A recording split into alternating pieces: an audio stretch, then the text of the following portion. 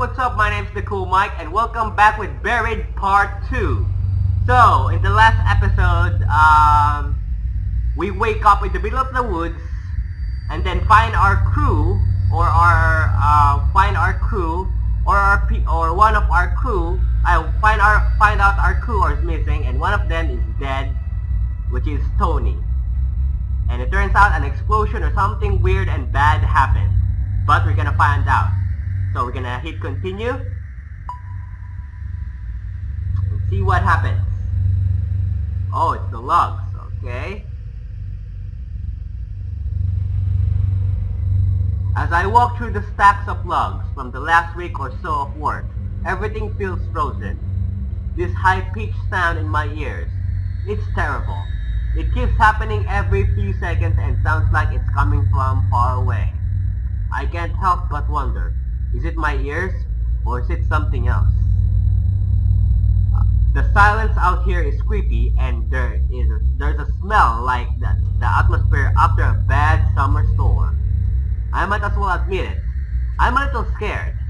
Everyone is missing and it's dead quiet out here. There doesn't even seem to be a breeze of rustle the leaves and branches. There doesn't even seem to be a breeze of rustle the leaves and branches. My right knee hurts like hell. My head was hurting so bad before that I never even noticed that the pain in my knee. I must have hurt it during the what? Accident? Or wait, is that Dennis? I can see him sitting on the ground motionless about 30 feet away. Of course,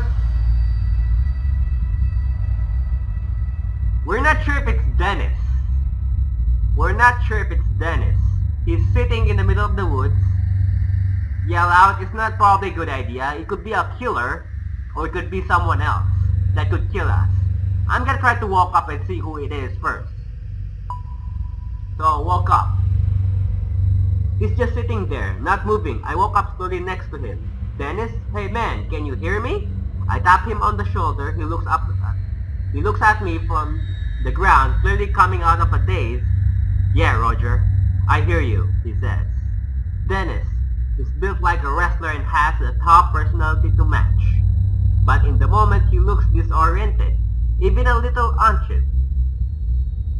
Though I'm glad to see him, the fear on his usually confident face is alarming. What the hell happened? What's going on? He asks. Well, it says, don't know, the crew is missing. An explosion, I think.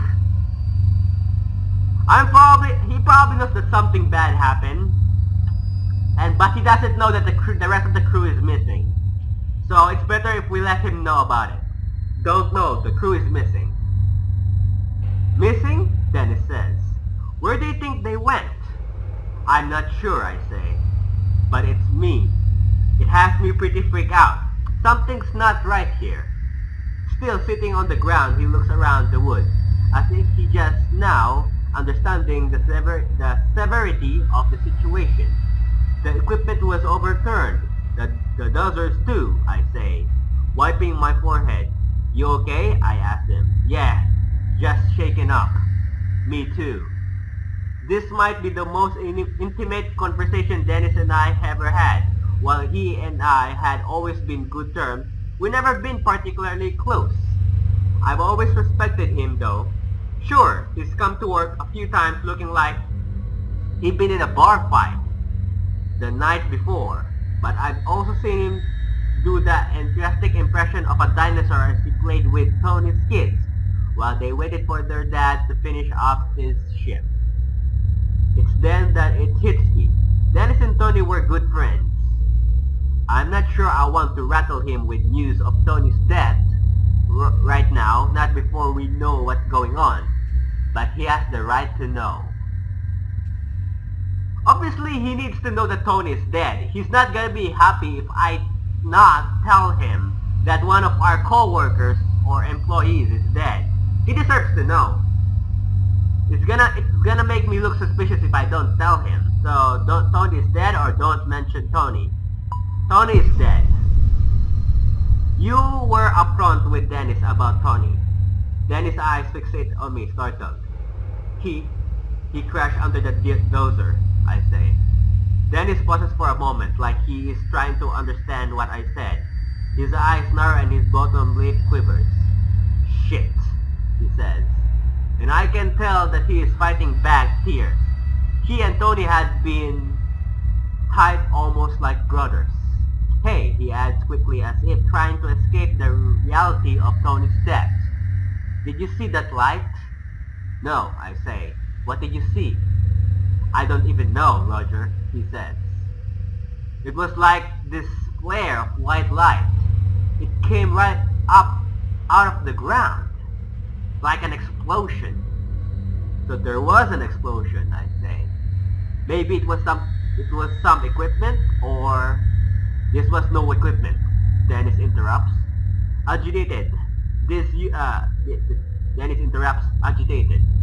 This huge ball of light came right out of the damn ground. What did it look like? Where did it go?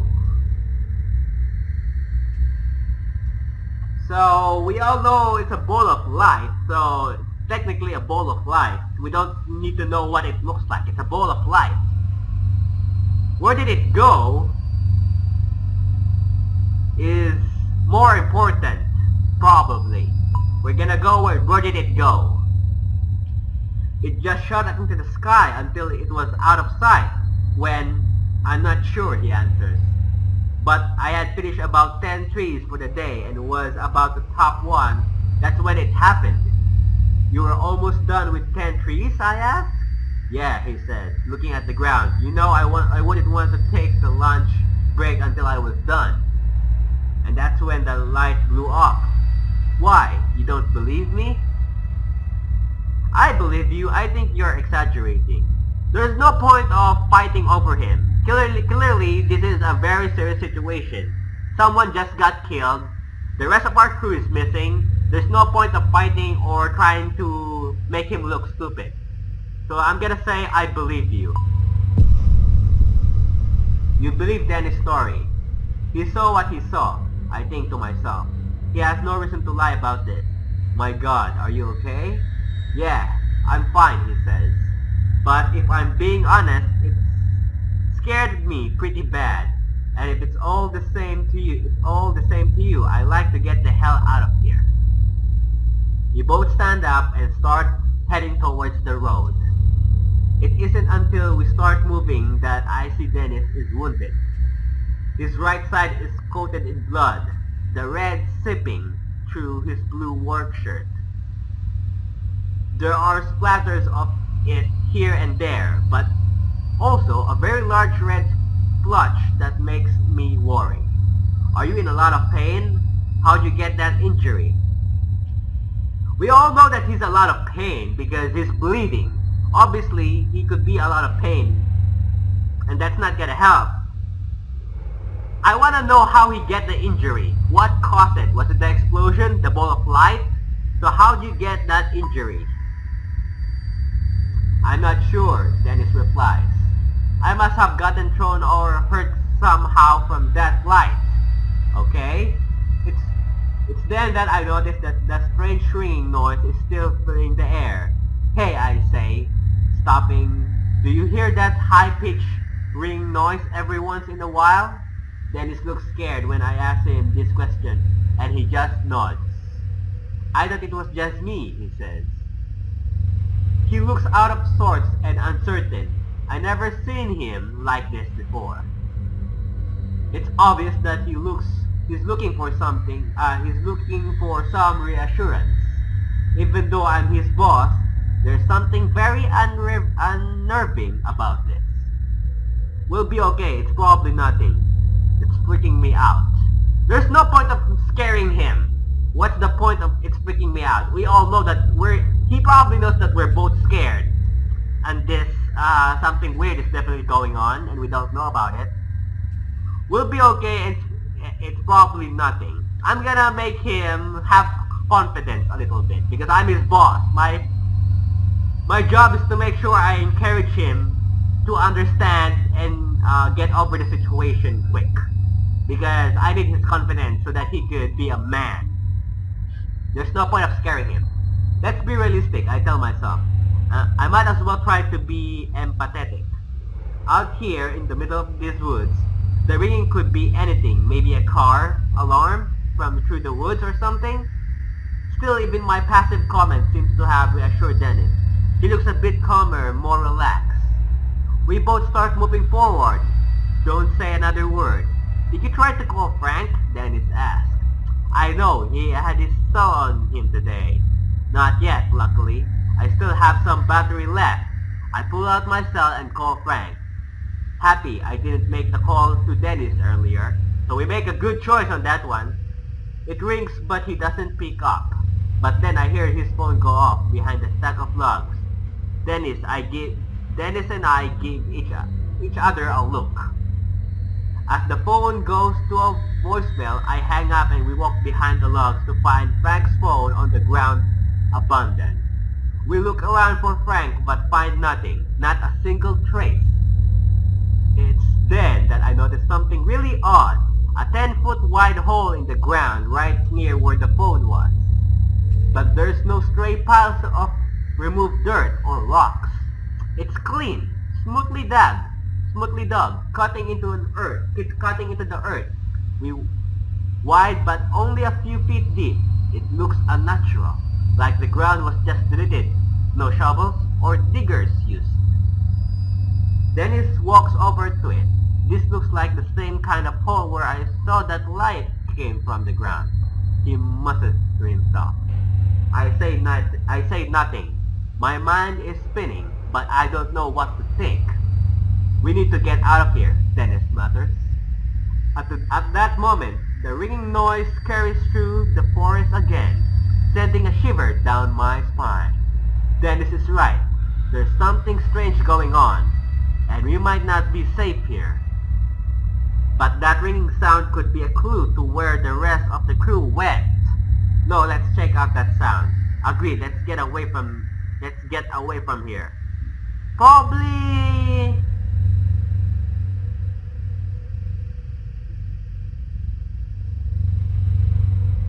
Probably we're looking for our crew. We're not gonna find our crew if we just move away from the sound. We're not gonna know what that sound is. We're not gonna know what's causing the sound is. We're not gonna know if that sound has something to do with our friends or our crew. So we have to risk it. No, let's check it out. Let's check out that sound. I'm gonna go with that. We decided to check out the sound. Something's not right, I say, and if there's a mechanical noise like that, you think someone is out here? He asks. Maybe. I think we should at least check it out. They might be able to help. Yeah, go right ahead, he says. With a grin, I'll be here waiting for you. Better hurry, though. Dennis doesn't look like he's in the best shape to be trudging around the forest, but we need some answers right away, too. Leave Dennis here, bring Dennis with you. I'm gonna bring him with me. I don't want something bad to happen to him. We never know. I'm gonna bring him with me, just in case. We decide to bring Dennis along. No, you're coming with me. I bent over and hoist him up against my shoulder. He resists just barely, and then gives in. He's looking at me like he's terrified of me now, making a moan in his throat. We start moving through the woods quickly with no idea where the rest of the crew is. I worried they could be in danger. Every tree out here looks exactly the same. I grew up in the country and can find any way around the forest without much of a problem, but I'm feeling dizzy. I'm leaning against a tree when I see something that has no business being out here. Over the logging crew has been out here for 3 weeks and I never seen it before. What did they see? Let's find out. Continue. Oh, it's a tunnel, a cave, with a door, I think. It's a small building, sort of like a mixture of shack and a bunker. It looks to be made out of concrete but moss. Weeds and plain old erosion also make it look like that looks sort of mystical. It looks like something out of a demented version of medieval fantasy movie. What the hell is this? Dennis asked. I have no idea, some old power station? Probably we're gonna say I have no idea. I'm not gonna make assumptions just yet. You purchased this land, right boss? Dennis asked. Didn't you survey it? I certainly did, I say, getting a little defensive, but this wasn't here. Do you think the others maybe went in here? He asked nervously. Why would they do that? I asked. I don't know, but they aren't out here. If they aren't inside, they're probably dead, like Tony. He looks at the ground as he said this. I want to go inside, not just to find my crew, but also to appease my curiosity. That ringing noise is coming from the inside. But something about this place seems incredibly strange, especially located all by itself out here. It simply does not belong. I wonder, do we knock or just go in? Dennis asked. I can tell that he is trying to make a joke, but it falls flat. I am starting to think his humor is a defense mechanism for his fear. We both look ahead, take a moment to realize what we're about to do, and start forward. We get no more than 3 feet closer when Dennis wobbles.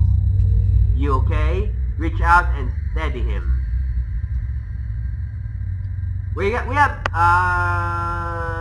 He's probably not okay. He's probably wounded from the looks of it. I'm gonna reach out and steady him. I reach out quickly, straining my injured knee. I barely make it in time, dropping him under his arms and keeping him from hitting the ground. I'm okay, he said. Just can you help me walk for a little while? Just help me inside. Just help me inside, please. I can't deny him his request. I've never seen him this weak, and it's just a little uncomfortable to see. It makes me glad I decided to keep him with me. I help Dennis into the weird little building. The front door opens easily, even though there is clearly a lock on it. I still hear that ringing noise. It's definitely coming from in here. Stretching out in front of me is a small interior to match the outside. The building is totally empty. There's a concrete floor and dingy, featureless walls. There are no windows, giving the place an even more isolated feel. Still, we hear the ringing noise coming from somewhere in here. It's louder now and more prominent. The interior seems confident at first, but a small set of concrete steps leads about 5 feet down, revealing a corridor. Continue. Alright, so we're gonna end it here. So we managed to find one of our friends, Dennis, but we still have to look for Joe and Frank. Tony is dead, and then we purchased a land. As a landowner, we purchased a land in the middle of the woods to cut trees. It turns out that there's a mysterious, unknown shaft or bunker that leads to a weird, strange corridor that we have no idea. What is it? What lies beneath the corridor? Our friend, what do you think? Is the rest of my crew still alive? Are they inside the bunker? What awaits us in the bunker? We never know. But we'll find out at the next part, because I'm gonna end it here. Hope you guys enjoyed this episode or part of Buried. If you enjoy it, give it a like. Also, don't forget to subscribe now and be part of Pulangco Clan. If you guys want to try the game or play the game for yourself, I'll be leaving the game's link in the description down below, so go check it out. And as always, I will see you guys next time with another brand new video. This is Dacoolmike signing off. Goodbye.